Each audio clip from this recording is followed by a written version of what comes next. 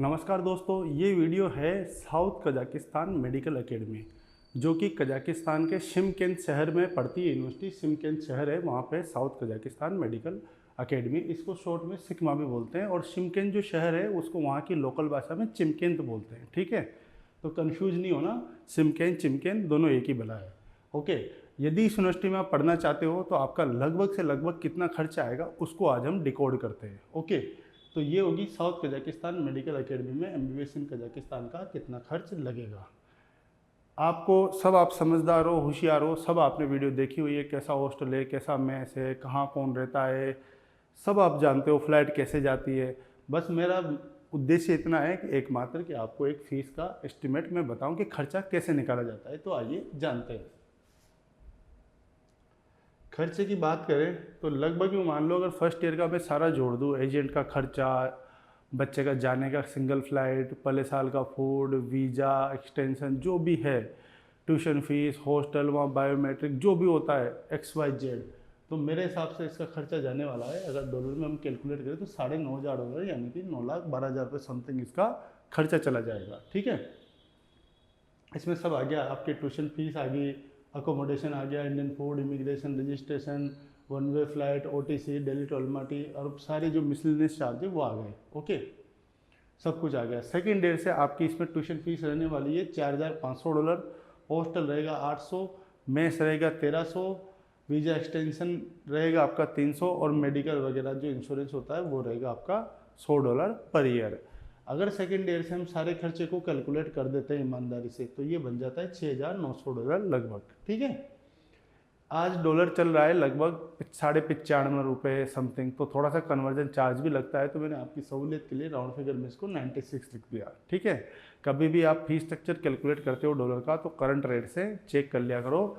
अगर फिर भी देखना नहीं आता है तो मैं समझा देता हूँ, बहुत आसान है, गूगल पे लिखो 1 USD to INR, बस आ जाएगा। तो 6,62,400 रुपये बन रहे हैं सेकेंड ईयर से। ओके, अब इसका पूरे साल 6 साल का खर्चा निकाल देते हैं अपन। तो क्या करेंगे, 9,500 को यहाँ लिख दो, और $6,900 है आपका, उसको यहाँ लिख दो और 5 से मल्टीप्लाई बाय कर दो, बाकी बचे 5 साल। ये हो गया आपका फर्स्ट ईयर, पहला साल।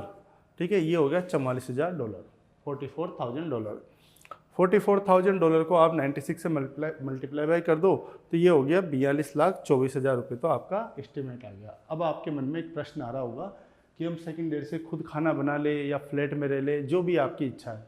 तो देखो, $1,300 है तो यूँ मान लो 600-700 आपका खर्चा मान लो खाने पीने का, कि तरीके से आप खाते हो तो, है ना। तो वो थोड़ा सा कम कर दो, इसमें 40 कर दो इसको। ठीक है, और इसके अलावा क्या खर्चा बचता है आपका, पर्सनल एक्सपेंसेज। हर साल वहाँ बच्चा 10 महीने रहता है, यानी 6 साल के 60 महीने, 50,000 रुपये भी साल के मानते हो, यानी 5,000 रुपये महीना भी। वैसे तो 5,000 रुपये महीना कम होता है, फिर भी मैं एक अनुमान बता रहा हूँ, कोई बच्चा कम ही खर्च करना चाहे, ज़्यादा की कोई सीमा नहीं है। तो लगभग 3.5-4 लाख रुपये और मान लो आप बच्चे के पर्सनल एक्सपेंसेज के, और फ्लैट का मान लो 2-3 लाख रुपये मान लो, क्योंकि शिमकेंत है तो हो सकता है आपको अलमाटी से डायरेक्ट लेनी पड़े, वहाँ से अलमाटी से शिमकेंत लेनी पड़े, या फिर बस से ट्रेन, जो भी है। तो 3 लाख की ट्रेवल कॉस्टिंग मान लो, और 4 लाख का मान लो, तो 42 भी मैं इसको मानता हूँ, 42 + 3 और +4, ये हो गया आपका 45, और लगभग 50 मान लो आप। तो करेंसी भी फ्लक्चुएट होगी अभी, ऐसा तो है ही नहीं कि 96 का डॉलर रहेगा। आप जब तक पास आउट होगे ना 6 साल में, तब तक तो मान लो डॉलर 110 तो हो ही जाएगा मेरे हिसाब से। तो लगभग 50 लाख रुपए आपका सिस्टम चला जाएगा। मैं क्यों बता रहा हूँ आपको, ठीक है, ये जो मैंने खर्चा बताया ना कि पर्सनल एक्सपेंसेस इतना हो जाएगा, आप मत करना, आपका बच जाएगा 3-4 लाख रुपये। आप फ्लाइट में मत बैठना, मत आना इंडिया, तो आपका वो बच जाएगा। मैं सिर्फ आपको एक अनुमान दे रहा हूँ ये वाला खर्चा, क्योंकि ये इसको हम लिख नहीं सकते, क्योंकि आप कितना खर्च करना चाहते हो, क्या करना चाहते हो। ठीक है, फ्लैट का कभी दाम ऊपर नीचे भी जाता है। बाकी ये खर्चे तो लगने तय है, जैसे ये वाला तो खर्चा और ये वाला लगना तय है।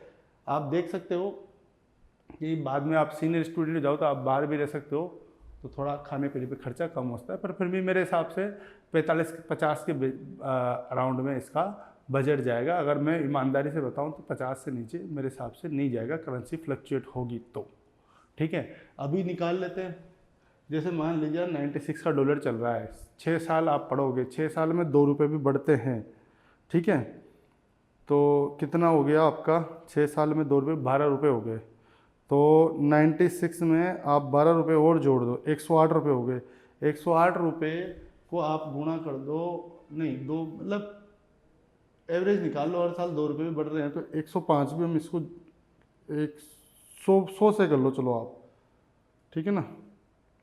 100 इंटू आपका बन रहा था 44,000, 44 लाख रुपये हो गए, मतलब लगभग 1.5 लाख रुपये ज़्यादा कॉस्टिंग आ गई।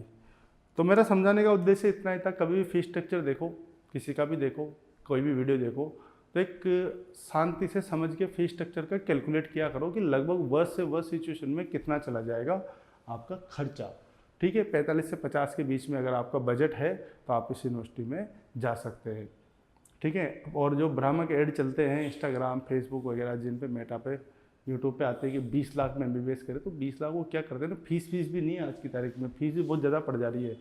वो यूँ मान लो अगर वो फीस ही दिखाते हैं आपको, बाकी खाने का अरे वो तो आप खुद बना लेना, अरे सर हॉस्टल फीस तो आपने लिखी ही नहीं, अरे वो तो आप बाहर रह लेना, तो बाहर क्या फ्री में थोड़ी रहोगे, खाना क्या फ्री में थोड़ी खाओगे, भंडारा थोड़ी चल रहा है वहाँ, तो आपको खुद ही पैसे देने हैं ना वो सारी चीज़ें।